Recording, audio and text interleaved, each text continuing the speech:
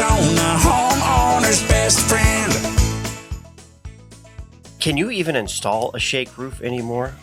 Yeah. You can? Okay. Yeah.